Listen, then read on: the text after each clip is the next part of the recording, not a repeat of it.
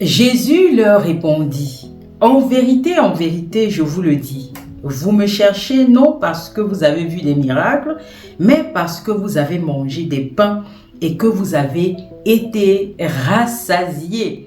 Mesdames et messieurs, ce texte vous le trouverez dans le livre de Jean, chapitre 6, verset 26. Aujourd'hui, le Saint-Esprit a parlé à mon cœur et aimerait vous enseigner. Aujourd'hui, on va parler de Jésus, le pain de vie. Pourquoi recherches-tu Jésus? C'est la question que tu devras te poser au début de cette vidéo. Parce que le Seigneur aimerait que tu reviennes à lui, vraiment, réellement. Il faut comprendre beaucoup de choses et le Saint-Esprit est là pour t'enseigner aujourd'hui. Tu comprendras vraiment pourquoi Jésus est appelé le pain de vie. Il faut le rechercher pour de bonnes raisons et c'est ce que le Saint-Esprit a à t'enseigner aujourd'hui. J'aimerais donc que tu te prennes une Bible, de quoi noter, un stylo, un carnet, parce que je suis persuadée que l'enseignement d'aujourd'hui va être riche en connaissances. Mais avant de commencer cet enseignement, je t'invite à t'abonner si ce n'est pas encore le cas. Active la cloche de notification afin de ne rien louper de nos publications. Partage massivement nos enseignements autour de toi parce que tu sais très bien que notre chaîne permet d'activer la foi qui est en toi. Tu sais que le Seigneur a mis une dose de foi pour chacun d'entre nous et il faut l'activer parce que le juste vivra par sa foi et non par la peur. Il faut partager. Pourquoi? Parce que ça permet d'ouvrir les yeux des aveugles, de faire entendre les sourds et de faire marcher les boiteux. Ceux qui sont un pas dans le monde et un pas en Christ, c'est très important. Donc, joue le jeu. Et sans plus tarder, nous allons commencer. Mesdames et messieurs, revenons à notre enseignement. Prenez donc le livre de Jean, chapitre 6, verset 26, où il est écrit, Jésus leur répondit, en vérité, je vous le dis, vous me cherchez non parce que vous avez vu des miracles, mais parce que vous avez mangé des pains et que vous avez été rassasiés. Jésus s'adressait ici à la foule qui le cherchait après qu'ils aient mangé la veille des pains et des poissons qu'il avait multipliés pour 5000 hommes. Suite à cela, le lendemain, il y a une multitude de personnes qui cherchaient Jésus, non pas parce qu'il accomplissait des miracles, mais parce qu'ils avaient mangé les pains et en étaient rassasiés. Jésus leur dit donc au travers du verset 27 de ce même chapitre de Jean, travaillez, non pas pour la nourriture qui périt, mais pour celle qui subsiste pour la vie éternelle et que le Fils de l'homme vous donnera. Car c'est lui que le Père, que Dieu lui-même a marqué de son sceau. Ici, il parle du Saint-Esprit qui est en lui. En réalité, ce qui se passait il y a plus de 2000 ans, mesdames et messieurs, à son époque, à l'époque de Jésus-Christ, se passe encore de la même manière de nos jours. Oui, parce que j'ai eu à interroger des personnes à ce sujet. Pourquoi cherchez-vous Jésus-Christ ? Et cette question, je te la pose à toi qui suis cet enseignement aujourd'hui. S'il te plaît, prends la peine de me répondre et sois vrai avec toi-même. Parce que si tu l'ignores, il y a une chose que tu ne peux pas faire devant le Seigneur, c'est mentir. Parce que seul le Seigneur sonde les cœurs. Il faut donc que tu saches pourquoi tu veux créer une relation avec le Seigneur Jésus aujourd'hui. Pourquoi le cherches-tu? Pour répondre à cette question de pourquoi cherchez-vous Jésus, j'ai eu à interroger des personnes qui ont répondu ceci. Pour ce qu'il peut m'apporter sur cette terre en termes de miracles. D'autres clairement pour répondre à leurs besoins. Ne voyez-vous pas un problème, mesdames et messieurs, lorsque vous cherchez le Seigneur Jésus pour répondre à vos besoins? Ne voyez-vous pas un problème qui est celui de l'égoïsme? Car vous dites, je recherche le Seigneur pour répondre à mes besoins. Vous ramenez tout à vous. Alors qu'il est écrit que le Seigneur Jésus base ses enseignements sur les 2 premiers commandements. Tu aimeras le Seigneur ton Dieu de tout ton être, de tout ton cœur et de toute ta pensée et tu aimeras ton prochain comme toi-même. Ne voyez-vous pas que le Seigneur Jésus vous apprend le contraire, d'aimer votre prochain comme vous-même? Donc, il vous apprend à ne pas être égoïste. Il vous demande d'aimer d'abord son Père. Pour faire quoi? Pour vivre selon sa volonté. Et vous qui êtes le Notre Père, à cet effet, que ta volonté soit faite sur la terre comme au ciel. Ça veut dire que vous ne devez pas chercher le Seigneur Jésus principalement pour répondre à vos besoins. Vous devez créer une relation vraie, une relation d'amitié sincère et non égoïste. C'est très important. Si vous êtes à ce stade de maturité spirituelle, c'est que, mesdames et messieurs, vous avez encore du chemin à parcourir.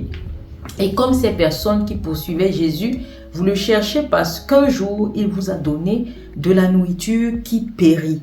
Entendez ici répondre à vos besoins charnels. Ça peut être quoi, mesdames et messieurs? Il vous a donné un travail.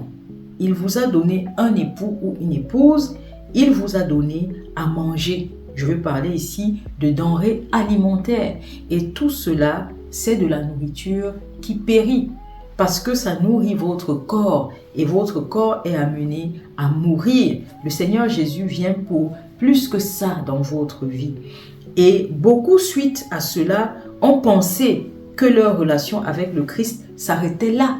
Lorsque le Seigneur Jésus a répondu à vos besoins éphémères, vous avez pensé que votre relation devait s'arrêter là, jusqu'à la naissance d'un nouveau besoin. Parce qu'il y a des personnes qui vont à l'église prier le Seigneur d'exaucer leur volonté à eux. Pourtant, ils prient chaque jour de Notre Père, que ta volonté soit faite sur la terre comme au ciel. Vous vivez pour l'accomplissement de la volonté du Seigneur.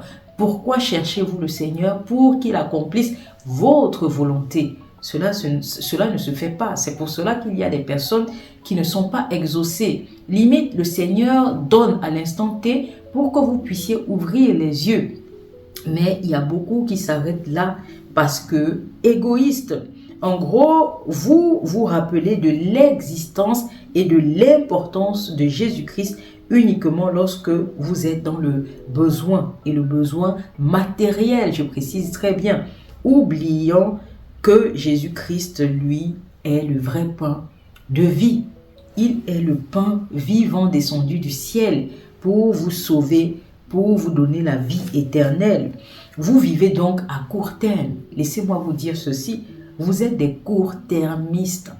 Oui, vous vivez dans la pensée d'assouvir vos désirs charnels. Vous vivez pour satisfaire la chair, sachant que la chair mourra, en oubliant que le rôle de Jésus-Christ est bien au-delà de cela, mes amis.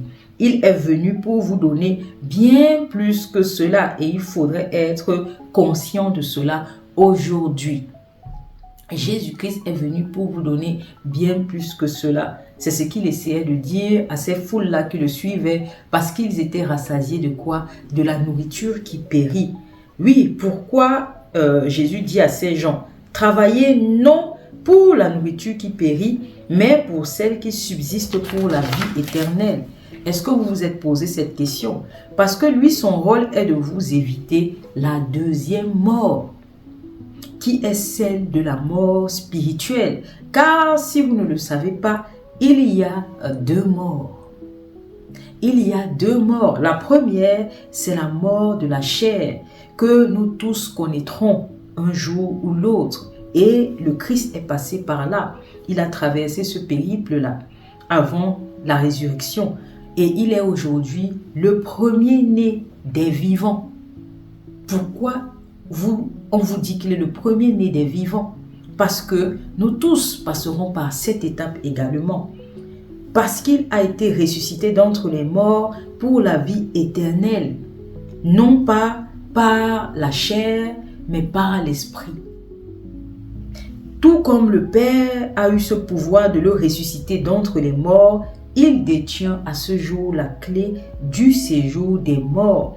Et son rôle est de ressusciter plusieurs d'entre nous d'entre les morts le jour du jugement dernier pour nous donner la vie éternelle. Et ceux qui n'auront pas vécu selon le Père, selon sa volonté, mourront de la deuxième mort qui est la mort spirituelle. C'est pour cela que Jésus nous a dit, je viens pour vous sauver, pour vous éviter la mort spirituelle.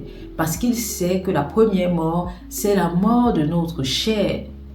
Et la deuxième, c'est la mort de notre esprit. L'esprit qui va aller périr éternellement dans le feu de l'enfer, dans la tourmente éternelle. Et c'est ça que le Seigneur Jésus veut nous éviter. Il sait que la vie sur terre est éphémère, mais beaucoup continuent à s'attacher à leur chair et à vouloir assouvir des désirs éphémères. Et c'est pour cela que le Seigneur Jésus, lui, il ne comprend pas. Parce que lui, son but, c'est de venir réveiller beaucoup de la mort spirituelle. Et il veut que vous compreniez cela aujourd'hui. Voilà pourquoi Jésus vous parle de travailler pour l'obtention de la vie éternelle et non de ce qui périt. Prenez Matthieu chapitre 6 verset 33. On vous dit, recherchez d'abord le royaume de Dieu et sa justice et tout cela vous sera donné par-dessus.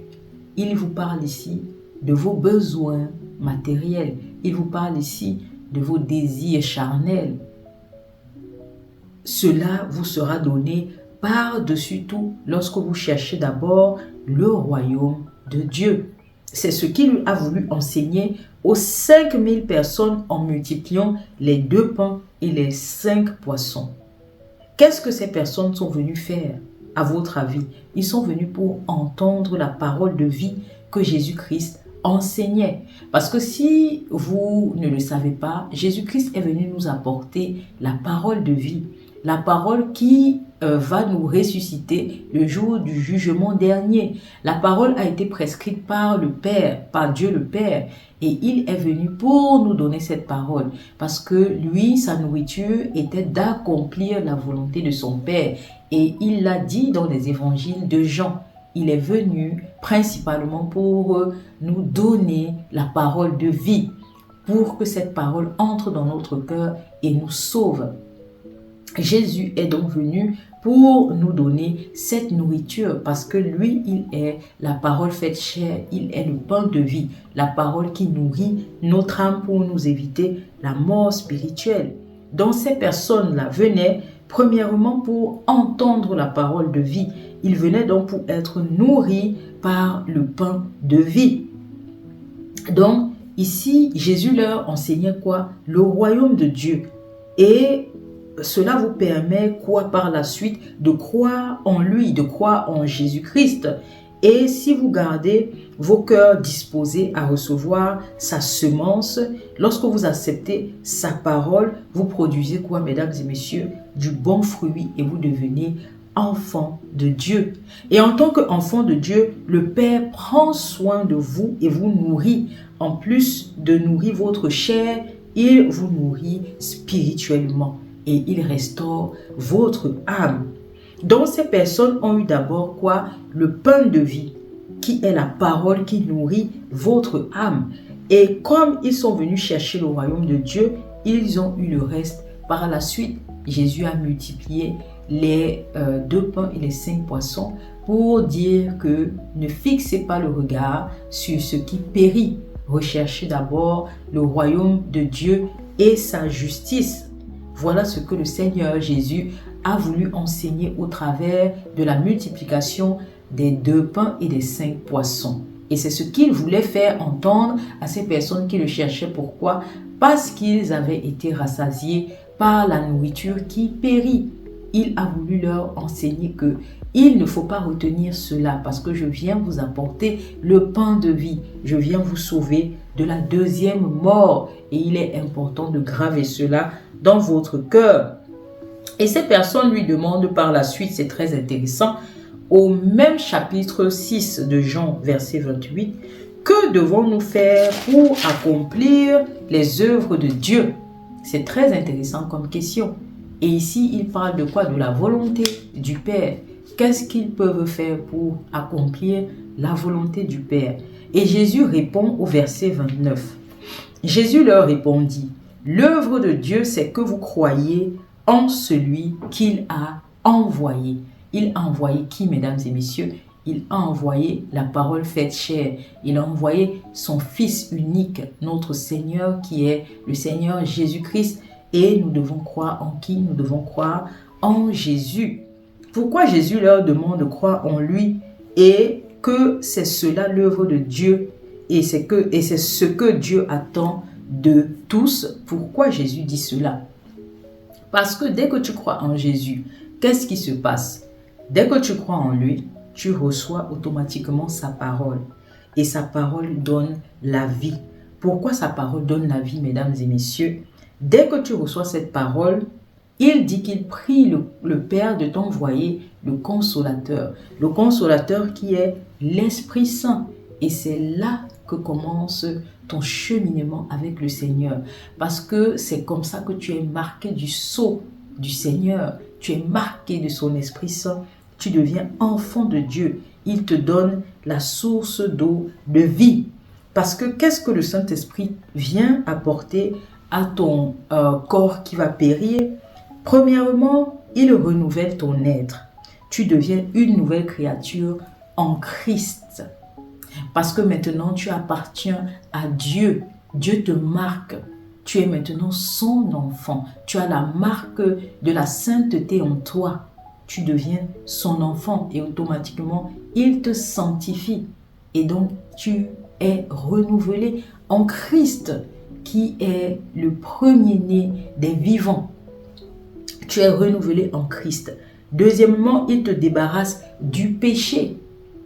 Il renouvelle ainsi ton âme. Pourquoi il te débarrasse du péché? Parce que dès lors que tu crois en Christ, tu sais que le Christ a été crucifié. Il a crucifié sa chair et la chair représente ici tout le péché du monde. C'est pour cela que la chair est amenée à périr, parce que la chair porte le péché. C'est à cause de la chair que nous vivons dans la débauche. Parce que si tu suis tes désirs charnels, tu suis en effet les tentations du diable. Le diable est ancré dans la chair. Et c'est pour cela que Dieu a voulu sacrifier cette chair pour faire triompher l'esprit. Parce que Dieu, lui, il est esprit. Et il voudrait que ses adorateurs l'adorent en esprit. Et c'est ce que le Saint-Esprit t'emmène à devenir. Il te débarrasse du péché. Il te débarrasse donc de la chair et de ses œuvres. Et il te renouvelle. Il t'amène troisièmement à obtenir une foi parfaite. Parce qu'il te conduit à obtenir les dons de l'esprit. Je t'ai déjà dit cela. Il t'amène à avoir l'amour du prochain. Il t'amène à avoir la bonté en toi. Il t'amène à avoir la miséricorde. Donc tu pardonnes plus facilement ton prochain. Il t'amène à avoir la maîtrise de soi. Tu te mets de moins en moins en colère parce que le Saint-Esprit te conduit à avoir en fait le corps du Christ. Et si tu as bien vu le Christ était une personne qui avait la paix, la joie, l'amour, la bonté, la miséricorde. Il était obéissant et il est venu en toute humilité. Dieu qui est fait chair, il est venu nous servir. Il t'apprend le service, il t'apprend l'humilité. Il t'amène à avoir la foi parfaite et à vivre en Christ. Et ainsi, il te justifie devant Dieu. Et comme vous pouvez lire dans le livre d'Habakkuk, chapitre 2, verset 4, il est écrit « Le juste vivra par sa foi ». Dès lors que tu es justifié, dès lors que tu es marqué en tant qu'un enfant de Dieu et que tu obtiens la foi que Dieu veut pour toi, le juste commence à vivre donc par la foi.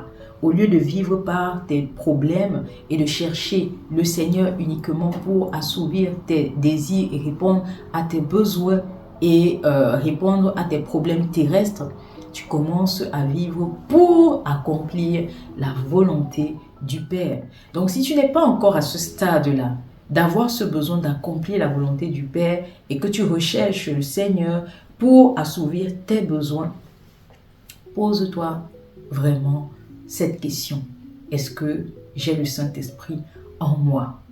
Et je te prie de demander le Saint-Esprit au Seigneur. Parce que c'est là qu'on devient enfant de Dieu. C'est pour cela que je t'ai fait une vidéo sur cette question, demandez et l'on vous donnera. Beaucoup ont détourné cela et demandent des choses justement pour assouvir leurs besoins charnels et accomplir leur propre volonté. Et ce n'est pas ça que le Seigneur Jésus veut pour toi.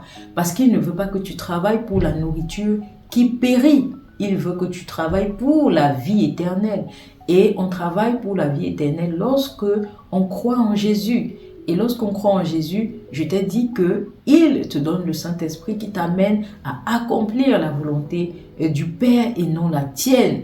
Parce qu'il est le chemin, la vérité et la vie. Et lui, il nous a montré son exemple. Il est venu non pas pour accomplir sa volonté, mais pour accomplir celle du Père. Parce que nous ne devons pas oublier que nous sommes avant tout les serviteurs de l'Éternel. Nous ne sommes pas venus en balade. Nous ne sommes pas venus ici pour construire nos propres édifices et pour nous faire la guerre les uns les autres et pour être plus forts que le prochain, pour détenir plus de richesses que le prochain.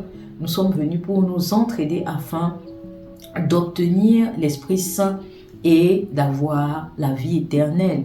C'est ça le but de l'homme sur terre. C'est pour cela que nous sommes de passage. Nous venons en tant qu'enfants de Dieu pour s'entraider à avoir la foi et à avoir la vie éternelle. Donc, cinquièmement, le Saint-Esprit te pousse donc à accomplir la volonté de Dieu parce que tu es marqué ainsi et tu deviens enfant de Dieu. Et automatiquement, Jésus-Christ te ressuscitera au dernier jour. Va dans Matthieu chapitre 7, verset 21. Ce ne sont pas tous ceux qui me disent « Seigneur, Seigneur » qui entreront dans le royaume des cieux, mais celui-là seul qui fait la volonté de mon Père qui est dans les cieux. Tu vois très bien ce que Jésus nous dit. N'oublie pas, une fois enfant de Dieu, le Seigneur devient quoi? Ton berger. Et comme il accompagna Moïse dans le désert, il fera de même pour toi, comme il a accompagné autant pour moi Moïse dans le désert, pour l'accomplissement de sa volonté, conduire son peuple vers la terre promise, il le fera de même pour toi, car tu vivras selon ses instructions. C'est ce que le Seigneur attend de toi. Vivre selon ses instructions. Vivre grâce à sa parole qui te donne la direction. Parce que c'est avec sa parole qu'il te donne la direction.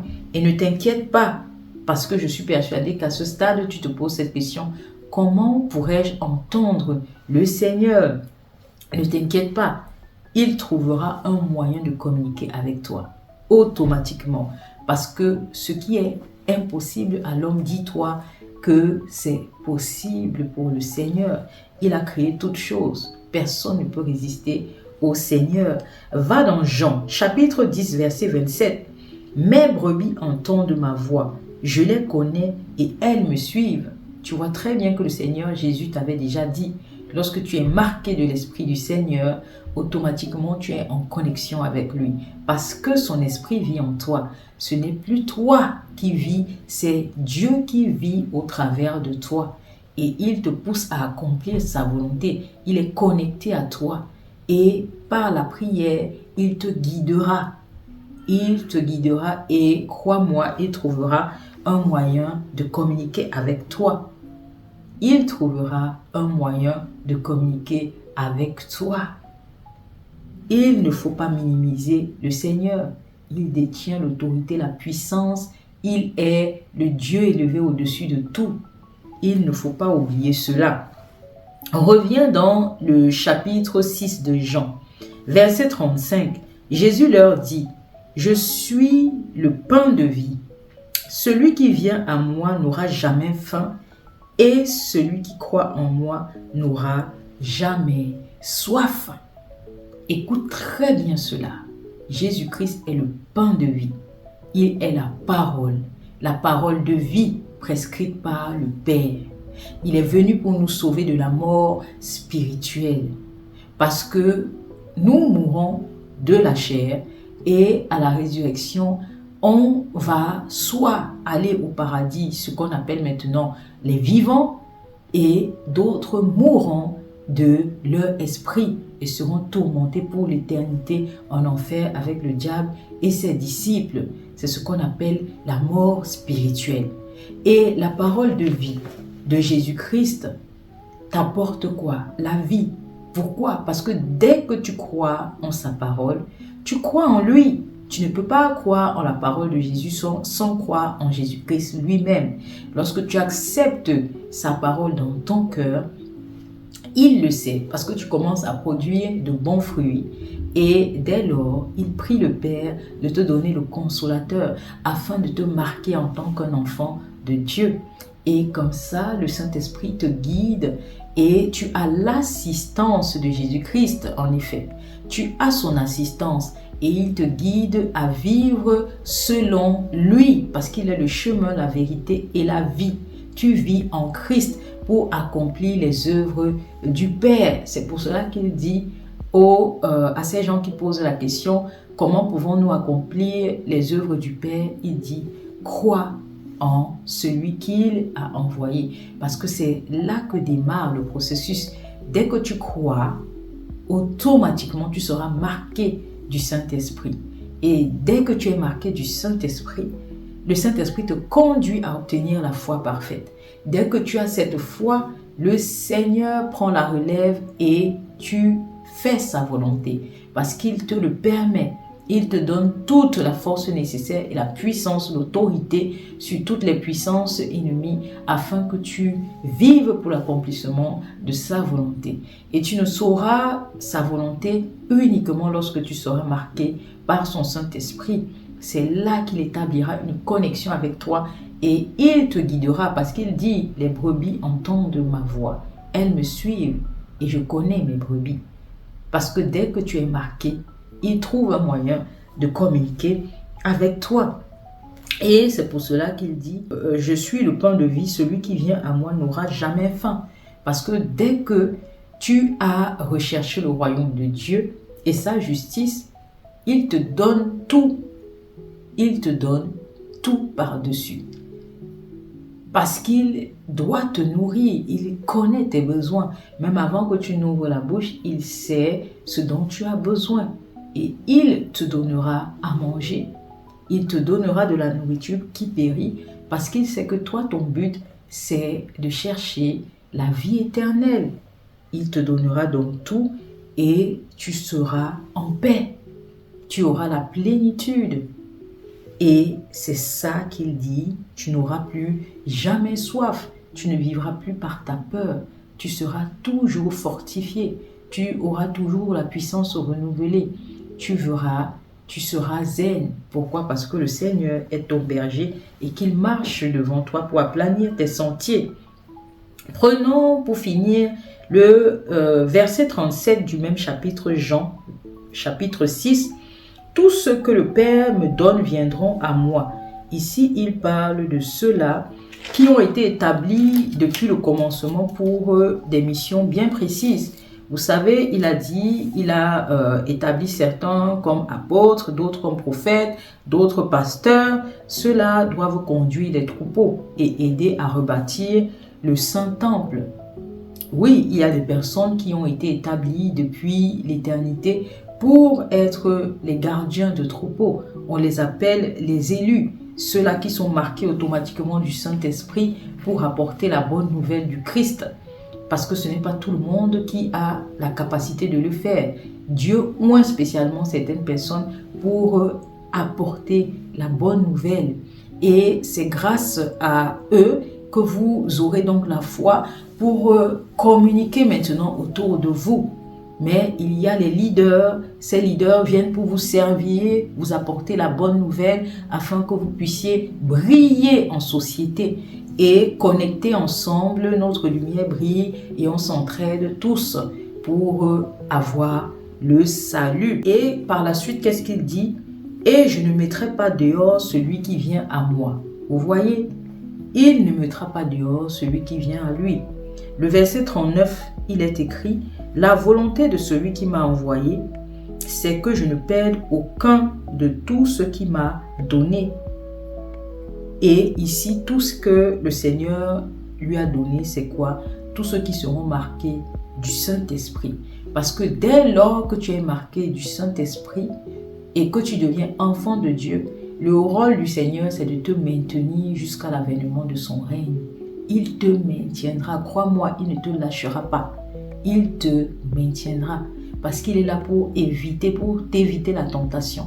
Il est là pour t'éviter de sombrer et de te détourner de sa voie. Crois-moi que lorsque le Saint-Esprit habite en toi, il est très difficile pour le Saint-Esprit de t'abandonner. Il ne t'abandonnera plus. Dès que tu es marqué, on te soutient. Tu obtiens le soutien total du Seigneur jusqu'à l'avènement de son règne. Et c'est le but de Jésus, de t'assister jusqu'à la fin et pour que tu sois sauvé et ressuscité au dernier jour. Donc tu comprends pourquoi Jésus-Christ est le pain de vie. Arrête de chercher Jésus-Christ parce que tu es dans les problèmes. Arrête de chercher le Seigneur Jésus parce que tu as besoin de lui, parce que tu as besoin qu'il te nourrisse et qu'il te donne la nourriture qui périt. Jésus est bien plus que cela. Ne cherche pas uniquement Jésus pour tes désirs charnels. C'est vivre à court terme. Jésus veut que tu voies loin parce qu'il est venu pour t'apporter le pain de vie. Il est le pain de vie descendu du ciel. Il est la parole qui te donnera la vie éternelle. Il faut croire en sa parole, croire en lui, l'accepter. C'est là que tu accomplis l'œuvre de Dieu. C'est là que tu accomplis l'œuvre du Père. Parce que dès lors que tu crois en Christ, Christ marque du Saint-Esprit. Et le Saint-Esprit est ton assistance pour la vie éternelle. Dès que tu l'as, il te maintient. Le Christ vit en toi et il t'accompagne jusqu'au bout. Parce que la volonté du Père, c'est de ne pas perdre une seule de ses brebis. Parce que dès que tu es marqué du Saint-Esprit, tu es la brebis du Seigneur. Et Jésus-Christ ne va plus te lâcher. D'accord? Donc il faut comprendre cela. Donc au début, si tu as répondu, je cherche Jésus parce qu'il doit accomplir les miracles dans ma vie ou parce qu'il doit répondre à mes besoins, tu fais fausse route. Reviens sur la bonne voie et demande plutôt le Saint-Esprit à Jésus. Parce que si tu es encore au stade de tes besoins éphémères, je t'assure et je peux t'assurer que tu n'as pas encore le Saint-Esprit en toi parce que tu vis par ta peur. Dès que tu recevras le Saint-Esprit, il te guidera. Demande le Saint-Esprit à Dieu. Tu peux aller à l'église tous les jours, mais tu n'as pas obtenu encore le Saint-Esprit. Donc pose-toi de bonnes questions et choisis le bon chemin. C'est ce que je dois te dire à la fin de cette vidéo. Choisis le bon chemin. Choisis le bon combat. Jésus est là pour t'apporter la vie éternelle et non la nourriture qui périt pour satisfaire ta chair qui mourra. Donc, mesdames et messieurs, j'espère que cet enseignement a été d'une utilité pour votre vie et qu'elle va vous accompagner dans votre marche avec le Seigneur. Je t'invite donc à t'abonner si tu ne l'as pas encore fait. Active la cloche de notification afin de ne pas louper nos enseignements. Partage massivement cet enseignement autour de toi pour sauver les brebis égarées. Et on se retrouve bien évidemment pour d'autres enseignements de ma foi, mon combat.